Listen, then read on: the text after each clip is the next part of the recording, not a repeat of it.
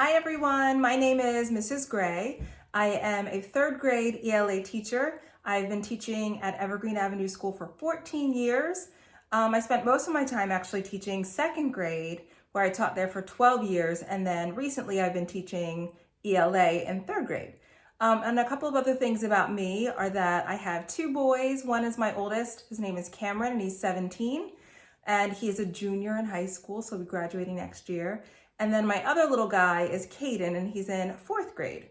And I think the last really important thing that you need to know about me is that I happen to teach future superheroes. So welcome, future superheroes. I'm happy to be teaching you guys today.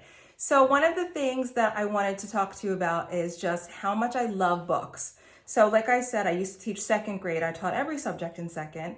And then I kind of got lucky with this opportunity. My principal, Mr. Braddock, said, you know, next year we're going to do something different. You get to pick your favorite subject to teach. And I was like, ELA, not really a math girl. So I was really excited about that because I love books. I'm so passionate about every kind of text there is, from poetry to nonfiction, fiction.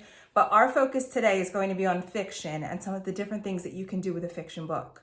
So I always tell my students, I'm going to tell you, future superheroes, that reading anything allows you to just kind of grow in so many ways. So there's just so many different things that you can do with books. So our main focus today is going to be on figurative language. But as we're thinking about our figurative language, we also just want to make connections to the book that we're reading.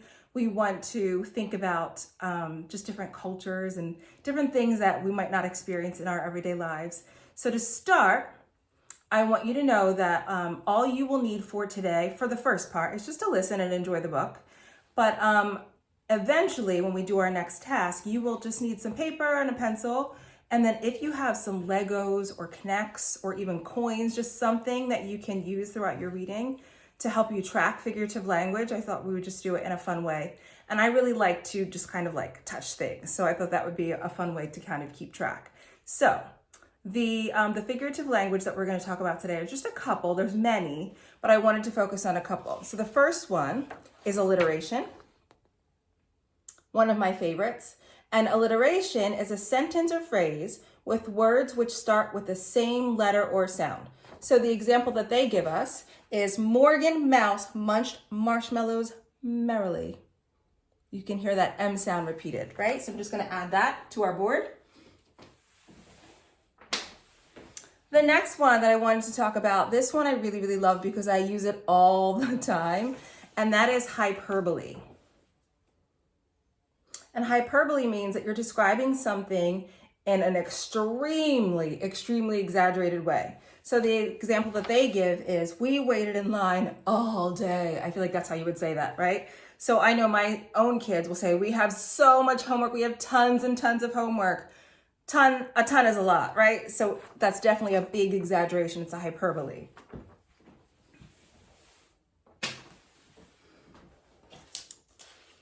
The next one that we're going to think about is personification.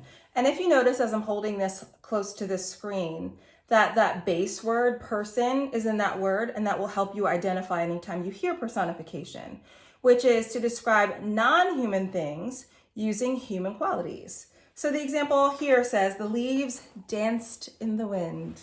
Fun one to use when you're writing. I'll add this one here.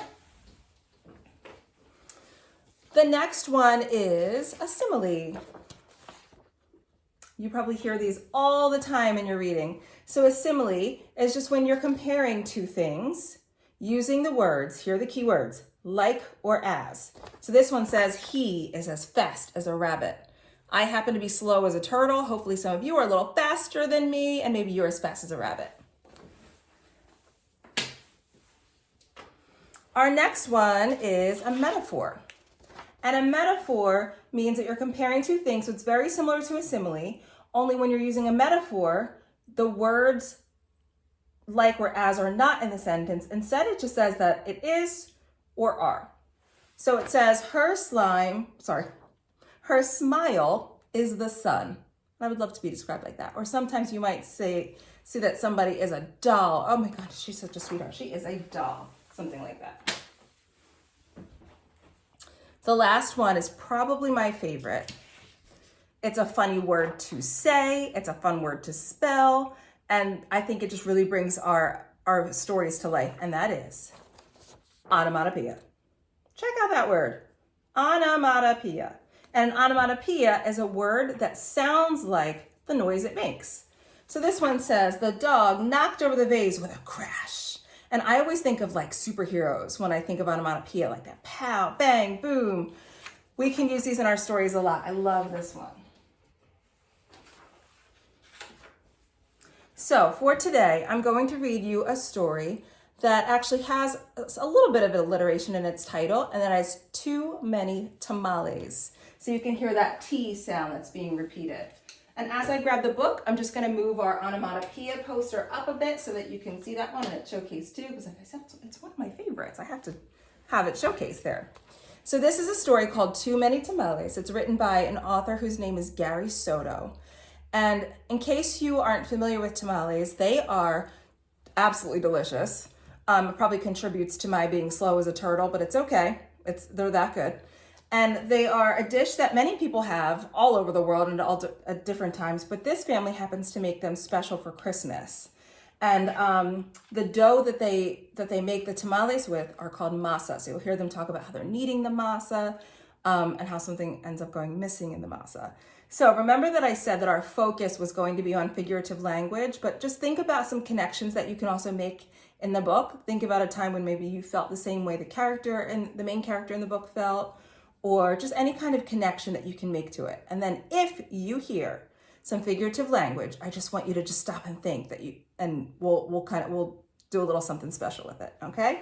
So this is Too Many Tamales. Snow drifted through the streets, and now that it was dusk, Christmas trees glittered in the windows. Maria moved her nose off the glass and came back to the counter. She was acting grown up now, helping her mother make tamales. Their hands were sticky with masa. That's very good, her mother said. Maria happily kneaded the masa. She felt grown up, wearing mother's apron, and her mom had even let her wear lipstick and perfume. If only I could wear mom's ring, she thought to herself.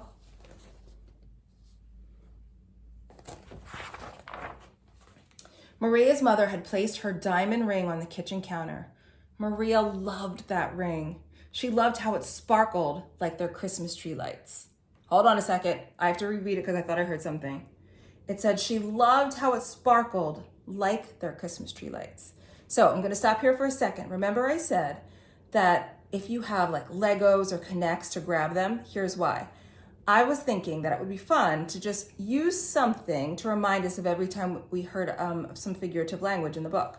So I have these jumbo Legos. My kids happen to love Legos. And just wrote on one side the word simile for this one, so that anytime we heard one, we can grab it and start to make a stack. And I'll show you what we'll do with them at the end. So I heard that simile because I heard the words like or as when she said that she loved how it sparkled like their Christmas tree lights. So I'm grabbing a simile block. When her mother left the kitchen to answer the telephone, Maria couldn't help herself. She wiped her hands on her apron and looked back at the door. So just take a minute and just make a prediction. What do you think is going to happen? She's been dying to wear that ring, right? Some hyperbole there. Mom left it on the table and she went to the door. I'll wear the ring for just a minute, she said to herself.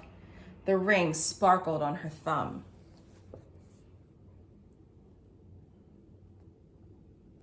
And even just the fact that she's wearing it on her thumb shows just, how tiny she is. It doesn't even fit on the same finger that her mother would wear it on. Maria returned to kneading the masa, her hands pumping up and down. On her thumb, the ring disappeared, then reappeared in the sticky glob of dough. Her mother returned and took the bowl from her. Go get your father for this part, she said. Then the three of them began to spread masa onto corn husks. Maria's father helped by plopping a spoonful of meat in the center and folding the husk. He then placed them in a large pot on the stove. They made 24 tamales as the windows grew white with delicious smelling curls of steam. Oh, I love the way that author Gary Soto described that part. He used tons of imagery, which is actually another kind of figurative language that we didn't talk about. The author does a great job of that. A few hours later, the family came over with armfuls of bright presents. Her grandparents, her uncle and aunt, and her cousins, Dolores, Teresa, and Danny. Maria kissed everyone hello. Then she grabbed Dolores by the arm and took her upstairs to play, with the other cousins tagging along after them. Now, I don't know about you, but I can make tons of connections to family gatherings because we can get together very often. In my family, my mom's from the Philippines, so all of her family is in the Philippines, so I've actually only met them one time in my whole life. But my father's family is from North Carolina, so us being from New Jersey, we didn't get to see them too often, but these special times at Christmas and Thanksgiving, we always looked forward to because that was like one of the few times we could get together. They cut out pictures from the newspaper, pictures of toys they were hoping were wrapped and sitting underneath the Christmas tree. As Maria was snipping out a picture of a pearl necklace, a shock spread through her body. Start thinking about what she might be thinking. "The ring!" she screamed. Everyone stared at her. "What ring?" Dolores asked. Without answering, Maria ran to the kitchen. Look at that look of shock on her face.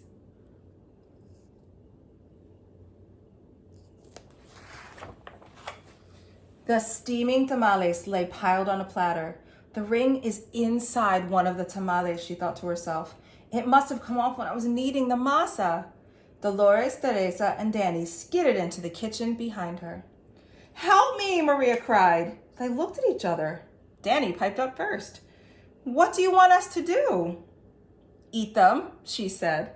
"If you bite something hard, tell me."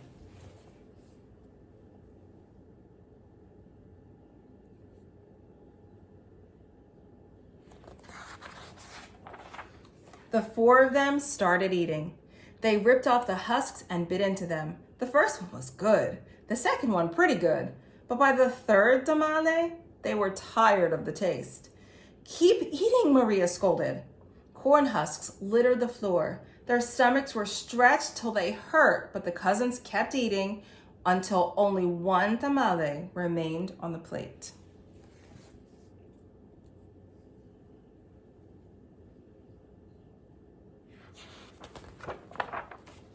"This must be it," she said. "The ring must be in that one. We'll each take a bite.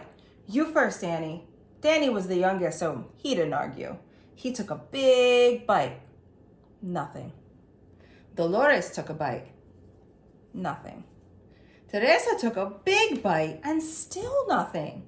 It was Maria's turn. She took a deep breath and slowly, gently bit into the last mouthful of tamale. Start making a prediction here. Do you think it's going to be in there? Do you think it's somewhere else?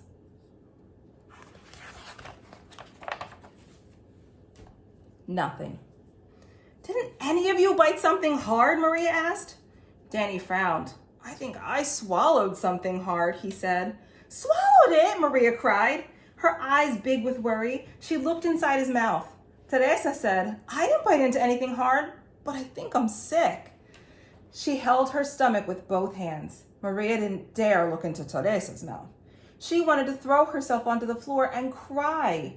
The ring was now in her cousin's throat, or worse, his belly. How in the world could she tell her mother? "I have to," she thought. This makes me think of tough times when maybe I had to apologize for something or admit to something that might have been a little bit hard to do, but you just know you have to do the right thing, right? She could feel tears pressing to get out wait a minute, I heard some figurative language. She could feel tears pressing to get out. So think about which one of our examples of figurative language might show like some human-like traits. Remember that one about personification? I'm gonna grab my block. My personification block, let me show you. I can't wait to see what we build at the end. She could feel tears pressing to get out as she walked into the living room where the grown-ups sat talking. They chattered so loudly that Maria didn't know how to interrupt. Finally, she tugged on her mother's sleeve.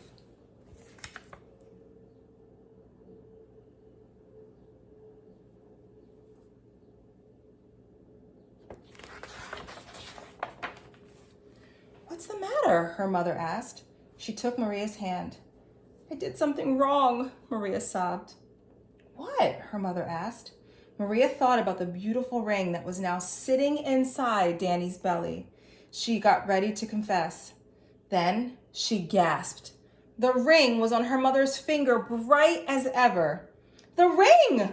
Maria nearly screamed. Maria's mother scraped off a flake of dried masa. "You were playing with it?" she said, smiling gently.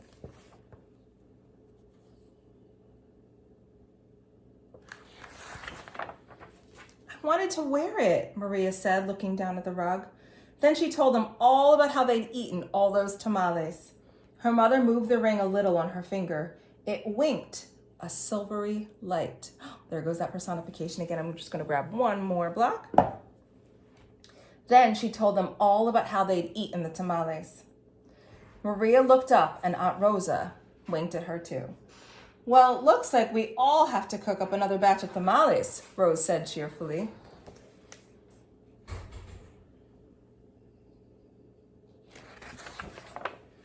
Maria held her full stomach as everyone filed into the kitchen, joking and laughing. At first, she still felt like crying as she kneaded a great big bowl of masa next to her Aunt Rosa.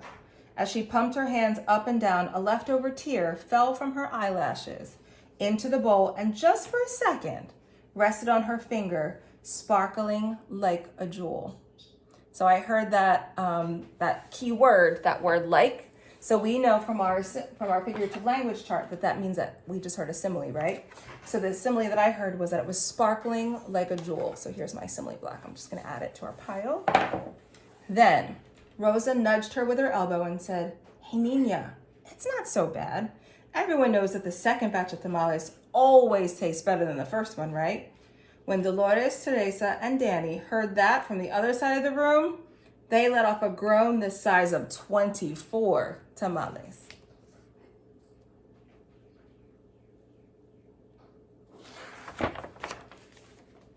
Then Maria couldn't help herself. She laughed, and pretty soon everyone else was laughing, including her mother.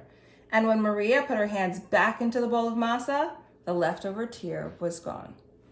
So that's the end of the book, Too Many Tamales. Remember, there was some alliteration in the title. We heard tons of different examples of similes, of personification. So I'm going to show you what to do with these blocks in a minute, right after this.